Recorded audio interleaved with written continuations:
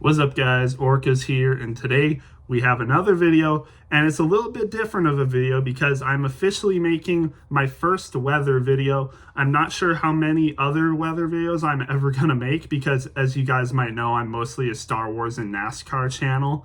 But I do really like weather, specifically tornadoes, which you've seen by the title. We have the top 10 notable tornadoes in North Dakota from 2000 to 2025. So no, you're not going to be seeing like the Fargo EF5 or like the Elgin, North Dakota, or even the Fort Rice EF5 on this list. No, it's only from 2000 to 2025. And yes, I know the tornado season for 2025 in North Dakota hasn't really started. So who knows, maybe there could be an insane tornado that happens this year for this year's tornado season in North Dakota. But I just wanted to get this video out now. If there is an insane tornado in North Dakota this year, I'll probably make a video on it because, again, as you guys know, I am a pretty big fan of weather, most specifically tornadoes. But with that being said, let's get into it. So like I said, the top 10 notable tornadoes in North Dakota, and the top 10 isn't really in a particular order. I just wrote them down. I couldn't really decide on like top 10, like, because how do you rank? How would you really rank tornadoes based on like the best to worst? I don't know. So I just did the 10 most notable, but I do have some honorable slash dishonorable mentions. So to start it off, this is more of a dishonorable mention because we have the Watford City EF2 from 2018, and unfortunately this tornado did cause a lot of injuries, and there was unfortunately a fatality with an infant child. So it's not on, I didn't want to put it on the list because of that. Unfortunate stuff there. Dishonorable mention for sure. Then you also have the Taft EF3, just a few miles north of Hillsboro, North Dakota. This one damaged an office building at EF3 intensity, so that's why it made the list. You have the Nelson County EF3 from 2001 or 2000, I believe. This one, it completely destroyed basically the local sheriff's house and destroyed a lot of other farming equipment too, I think. No, it was either his car or a tractor that like went right into his house and destroyed the house. The wind speeds itself also, but yeah, that was a crazy tornado that I found on Tornado Archive. Most of the stuff I researched was off of Tornado Archive and then just looking up the tornadoes on Google. So yeah. And then the last honorable slash dishonorable mention is the Logan Center EF3. This tornado occurred on the same day as another notable tornado that we'll get into. This one preceded that tornado. So it caused EF3 damage. I couldn't really find a ton of information on what exactly it destroyed. I would assume maybe just farmsteads and, farming equipment and stuff. That's normally what tornadoes seem to damage in North Dakota a lot of times. So yeah, especially when you get into rural areas. There's a lot of rural areas in North Dakota. So most of the time there isn't really much stuff for tornadoes to destroy, but if they do destroy stuff, it's normally farming equipment and other, farming stuff. So yeah. But like I said, this Logan Center EF3, now we'll get into the top 10. The Logan Center EF3 preceded the Northwood EF4, and this EF4 was actually, I think, the first EF4, either first or second EF4 ever recorded. So if you guys know, 2007, they introduced the enhanced Fujita scale. It used to be the Fujita scale, but then in 2007, they officially classified tornadoes on the enhanced Fujita scale. And if I'm not mistaken, I think the Northwood EF4 was the first EF4 in existence. There might have been one before it, I'm not sure, but either way, it's one of the first EF4s, so that's very notable. This occurred on August 26, 2007. Unfortunately, it did have a fatality and 18 injuries, and it had wind speeds of 170 miles per hour. So a low-end EF4, but it did cause some big damage. It destroyed the local airport. It heavily damaged the school, which had to be rebuilt. And it unfortunately destroyed a lot of homes, including a mobile home where the fatality unfortunately happened. And yeah, it was a crazy scene. I was 5 when this happened, and when I got older, I was still hearing the stories of this tornado. So it was very crazy. Probably it could be the most notable tornado that has happened from 2000 to 2025, but again, this list isn't in order, so this isn't the number one for certain, but it definitely could be if I were to rank tornadoes for top 10 listings. So then next we have the Marion F4, which occurred on July 18th, 2004. And this one is very significant because a lot of people would classify or would think this tornado was actually at F5 intensity. There's a lot of insane damage features from this tornado that occurred near Marion. I mean, it completely destroyed a farmstead, completely destroyed a ton of actual farmsteads, but the damage to one farmstead was absolutely significant that could have definitely earned an F5 rating. And it also holds the record for the widest ground scouring at 700 yards wide. This tornado was definitely very significant and definitely one of the most intense tornadoes to ever occur in North Dakota history. The Marion F4 is definitely one to note. And I was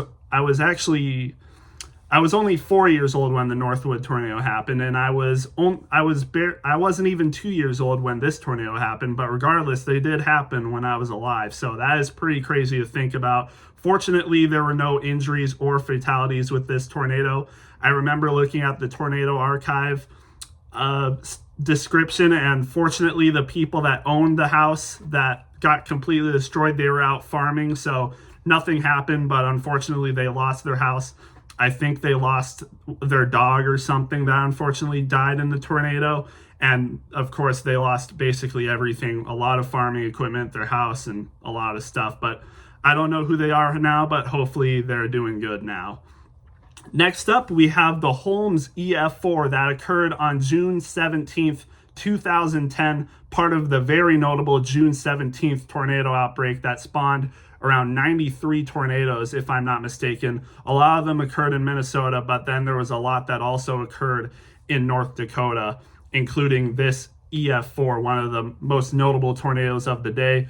There was an injury with this tornado, but it was only, I think, minor cuts to the hand, which is what I read. But this tornado completely destroyed a well-built house, and it earned a 185 mile per hour rating. So a mid-end EF4, one of the strongest tornadoes that North Dakota has seen since the introduction of the enhanced Fujita scale. This one was definitely a very big one, and you can look up video about this. I just watched the video of a storm chaser recording this the other day, and yeah, that tornado was definitely very significant, and it seemed like when it was roping out, it was causing the most damage. Kind of like the Ely, Manitoba tornado in 2007. It seemed like as when this tornado was actually like weakening and roping out, it actually caused the most significant damage, like I said, to that home. And yeah, that home was completely obliterated.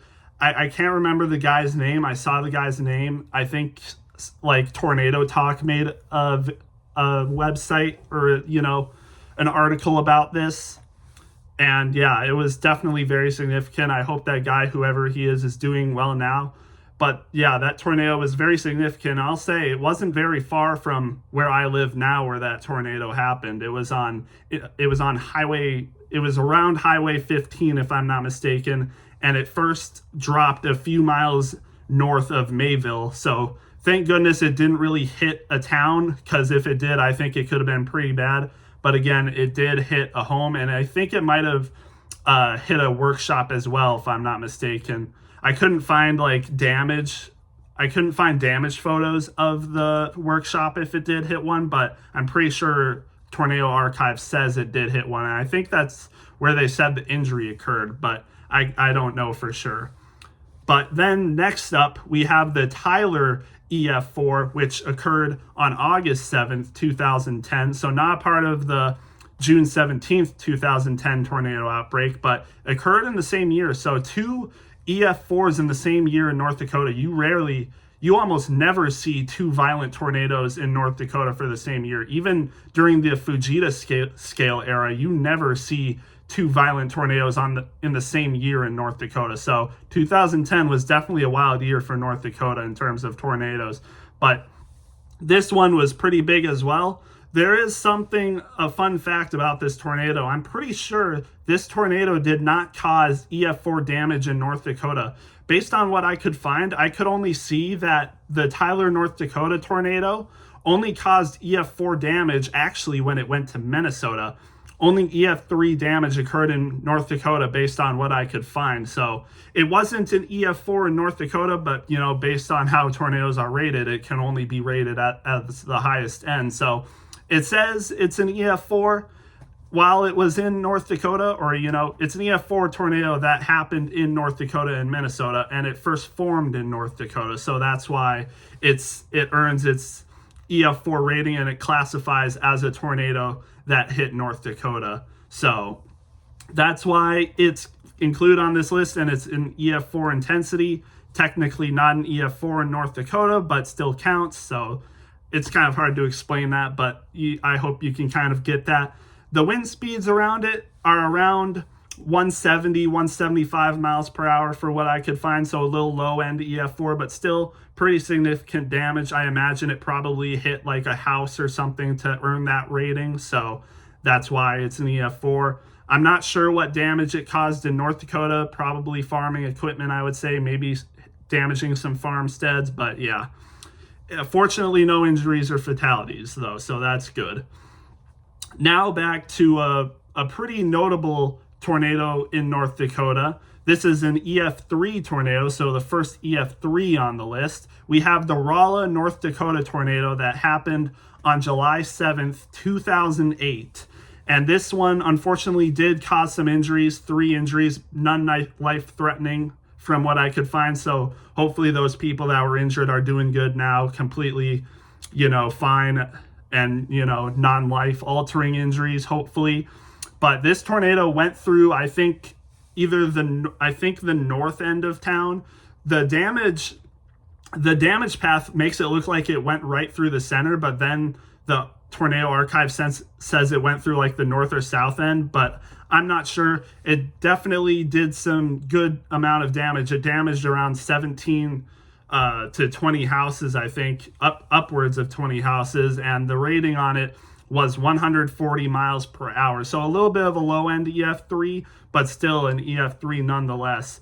And this was kind of crazy. I mean, you don't see a lot of tornadoes directly hit like populated areas in North Dakota. You have the Northwood one, of course, that we've talked about, but the Marion, Holmes, and Tyler tornadoes, those were mostly rural areas, only impacting, a couple farmsteads or a house or two. But this tornado went right through Rolla, North Dakota, and yeah, very interesting. I don't know if there's actual footage on the tornado itself. There is a video on YouTube, I remember, of someone recording from their house, but I don't know if you can see the actual tornado, but you can definitely see it getting, pretty ominous out there and windy. So yeah, it's pretty notable for tornadoes in the 2000s. So yeah. And then up next, we have the Baubles EF3 that occurred in 2010 on August 12th. So yeah, again, another crazy tornado in 2010. Unfortunately, this tornado did cause a fatality, and it also caused an injury. I think the fatality occurred when someone was driving their vehicle on the highway and it got tossed, unfortunately killing the driver. This tornado had wind speeds of 165 plus miles per hour. There is sources saying that this tornado was possibly an EF4 tornado with higher wind speeds, based on higher wind speeds anyway, but it is officially rated as an EF3 with winds of 165 miles per hour, but it certainly could have been more. Again, another crazy tornado that happened in 2010. I would imagine the other damage ratings came from damage to farming equipment or houses or farmsteads. That's basically all I could find. Yeah, another crazy, intense to violent tornado that happened in North Dakota. Unfortunately, did cause a fatality. But then up next, we have the Medina F4 that occurred on August 11th, 2002. So this one happened before I was born, actually. And there was a farmstead that was just totally destroyed by this tornado. Fortunately, though, there were no injuries or fatalities from this tornado. This one is kind of lost in history, to be honest. There really isn't as much information on this tornado, just that farmstead was totally destroyed. And yeah, that's normally what you see with North Dakota with these rural tornadoes that end up having violent to intense ratings. This one earned an F4 rating because of a totally destroyed farmstead. Again, though, fortunately, no one was there, or else that could have been pretty bad. I do remember, I think there was actually bison that were killed from this tornado, either from the Marion, North Dakota tornado or this one. I'm pretty sure it was the Medina tornado, though. There were bison that were killed from this tornado. So unfortunate stuff there, but fortunately no humans were, hurt by this. But of course, the humans that had that farmstead and probably other farming equipment that was totally destroyed, their lives were altered in a significant way. I hope whoever that happened to are doing good now. But yeah. Up next, we have the Dickinson EF3 tornado. And this one occurred on 7/8/9. So June 8th, 2009. So a little bit earlier, actually, for tornadoes. Normally, tornado season starts up late June to, late June and then ends sometime in August. But this one actually happened quite early July. I'm sorry. This was July 8th. I misread the numbers. But 7/8/9. So July 8th, 2009. It's nicknamed the 7/8/9 tornado. Unfortunately, this occurred later in the evening. I'm pretty sure this occurred around like 9 p.m. So, darker out, maybe not as many people paying attention. And apparently, according to records, this was a rain wrap tornado. Nobody saw the tornado. There's no footage of the tornado. Possibly no one saw it coming. I can't remember. I'm surely there would have been tornado warnings issued for this, but nobody could see it. It was likely rain wrapped, and you can see on police dash cam footage that Dickinson actually released, the Dickinson Police Department actually released. When I was looking up research for these tornadoes, I could actually find an article about it that showed police dash cam footage of, the aftermath where they were coming across damage. But it was raining pretty hard out there, so I imagine it was rain wrapped. But anyways, there was unfortunately 2 injuries with this tornado. I don't think any of them were life-threatening or life-altering, so that's good. This was rated as a 150 mile per hour EF3, so around mid EF3 damage, not low end, not high end, but right closer to the middle. And yeah, this one impacted the south side of Dickinson, the very south side of Dickinson, where there was probably a few homes, a little bit of a suburb to Dickinson, I would say. But yeah, a lot of homes were damaged with this, 2 injuries, but fortunately everyone seemed to be okay. The first responders, police did a very good job, and it was very nice to see, very interesting to read about. So yeah. But then we have the Watford City EF2, not the 2018 one, but the 2014 one. This one, I will say, did occur a little bit outside of Watford City, a lot further away from Watford City, the actual town, than the 2018 one, because I'm pretty sure the 2018 one directly impacted like a trailer park or something right in Watford City, or very close to Watford City. This one is a little bit further from Watford City, where there was, like trailer homes out there. I'm pretty sure they were like job-related houses where people would be working, at oil fields or, around other areas. So this was like a little bit of a trailer park outside the city. But the reason I included this one is because I think it's one of the most popular tornado footage, like amateur tornado footage on YouTube. This video that someone recorded of the tornado has over 2 million views on YouTube. If you search up Watford City tornado, you would find it on YouTube, and it has over 2 million views. And there's another video that has over 1 million views on it. And my mistake on not mentioning the date, but this occurred on May 26, 2014, so relatively early for for a North Dakota tornado. Like I said, tornado season for North Dakota normally is like late June or like mid-June to late June, and then ends in like August, early to late August. But this one occurred on May 26th, pretty early for a May tornado. And again, like I said, this tornado, very popular on YouTube. And that's kind of why I included it, is because it's very popular. And you can see the video. The person recording it was absolutely stunned by the tornado. You know, a lot of people like amateur, tornado recording footage. And this is definitely, I would say, one of the best amateur tornado footage out there. The person that recorded it was definitely awestruck by it, and it is very entertaining to watch. I highly recommend you watch it if you can. But unfortunately, there were 9 injuries with this tornado. Fortunately, no fatalities, and hopefully none of those injuries are life-altering. I wouldn't know that for sure, but hopefully not. Again, this did occur in like a trailer park, area where people would live based on like their jobs, I would say. So hopefully no life-altering injuries with that, like I said, but still very interesting tornado to dive into. And then the last tornado on this list, I picked the Berlin EF3 tornado that occurred on July 17th, 2011.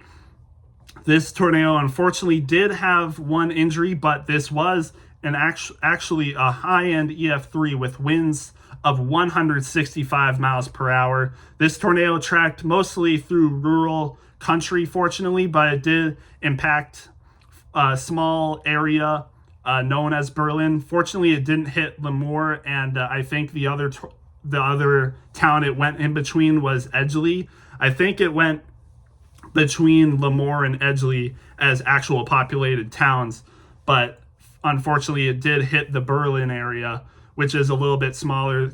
There's probably, a couple houses here and there. I don't think it's an actual, like, noticeable town, but it did destroy some farmsteads, a lot of them completely destroyed, and it did some very serious vehicle damage. I haven't really mentioned vehicle damage besides the Babels EF3, which unfortunately killed a driver in their vehicle. But this Berlin EF3 did some insane vehicle damage. I think, if I recall correctly, it threw vehicles over half a mile away. It completely tore the engines out of the cars. It did some very serious vehicle damage, and of course did very serious damage to farmsteads and homes. And this is definitely an interesting one, because this could have earned an EF4 rating based on damage, based off of the most serious damage, but they went with an EF3 rating on it. Unfortunately, there was an injury. I think I said that. Hopefully not life-altering. Hopefully that person that got injured is doing well now.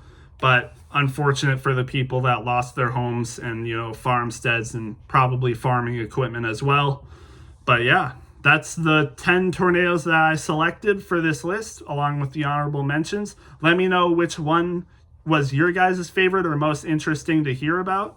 This was definitely a fun video to make for myself. Again, I haven't done a weather-related video unless you count the Twisters movie review that I did, but I wouldn't really count that as a weather video. Maybe you could count it since it's a weather movie, but I don't know. This is my first official weather video. It's very fun to make, and hopefully I'm able to do more in the future. Maybe I'll make one on the Fujita era, maybe tornadoes from 1950 to 1999. I could definitely make a video on that, which would include the Fargo F5, which I think would be fun to make. But let me know what you guys thought of this video, and we'll see you in the next one.